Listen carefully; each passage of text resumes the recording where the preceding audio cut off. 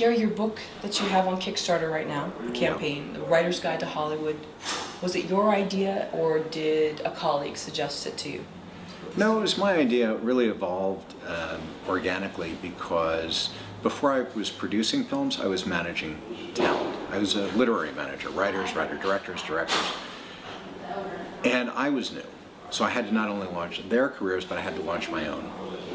And I didn't even consciously become aware until much later that I'd narrowed it down and carved out very specific strategies. Long story short, and then I collaborated with young writers all the years I was producing. Most of those films are written by first-timers. Over the years, people come and say, how do you break in? How do you get access? What do I do? There's a pathway for everybody except creative people, right? If you want to become a financial planner, or almost anything, there's a pathway. You get this school and you take an exam and you get a certificate and you join the mothership and you go, right? That doesn't exist for creatives. So I realized that I started counseling people, and then I started teaching teleseminars, which I didn't like, because you could only get the information out to some dozens of people at a time. You couldn't reach a big group. And there are a lot of people who want this information, so I thought out of self-interest and out of trying to help more people, I would just discipline myself, and finally I sat down and wrote the book of these strategies.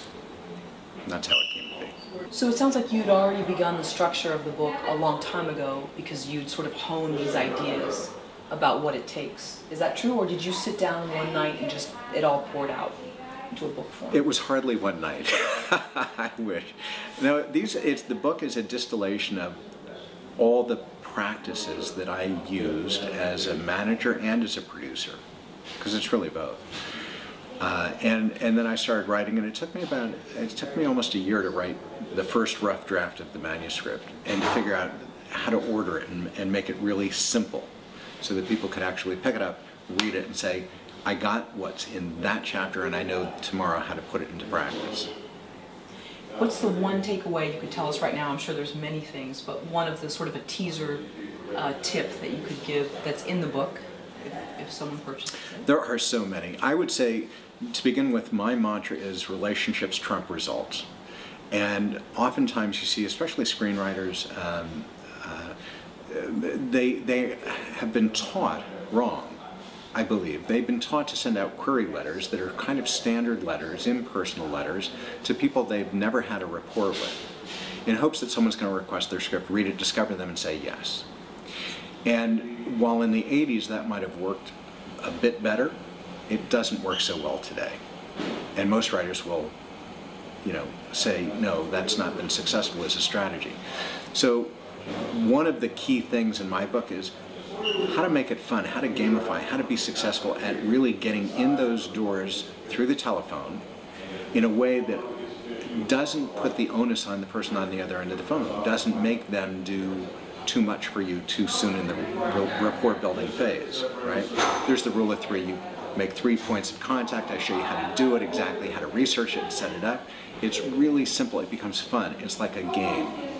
And if you finally realize that you're in control and you're equals, it gets a lot easier. Thinking of the rule of three and the age of social media, could someone tweet someone 3 times? Would that be sort of a way, or is that still sort of putting the onus on that other person? It is a strategy, and it can work, but you can't tweet 3 times and then ask them on Twitter or on Facebook or any social platform to enter into a professional direct relationship. It's too public, it's not appropriate. You can build some rapport there, but then you have to echo that. You have to actually pick up the phone, call their office, speak to their assistant, introduce yourself as a living, breathing creature with a name and a face, so to speak, and make it mutual. Create a dialogue. You have to have a goodwill ambassador on the other end of the phone. And at that point, then, yes, the context is set. And going back to social media, is it all right to, say, hey, look at my project, or is it better to engage this sort of person of interest with something of their own, book or film, instead of having it be about you? It's I mean, your goal is always self-interest, ultimately, right? Or you wouldn't be reaching out. Sure. The question is, how do you do it, and at what point in the relationship building process do you do it?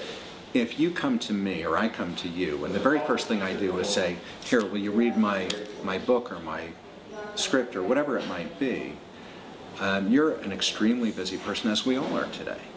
That's a real challenge. But if I come to you and I say, I would like you to be my... First of all, I know your body of work. I know who you are. I've researched you. By the way, you went to the University of Virginia. I'm from Virginia. But you find some common ground. And you make it fun. You're charming. You use some humor. You're comfortable. And you're honest. And you say, look, I'm not a produced writer, but I so admire your body of work. Here are the 3 reasons I chose to call you. Would you be willing to give me 4.5 minutes to be my almost 5-minute mentor? I have one question that I really would appreciate your response to. No one will say no, because that's very flattering. It's honoring their wisdom, and it's very friendly. The quantum of work is over the second they finish their answer.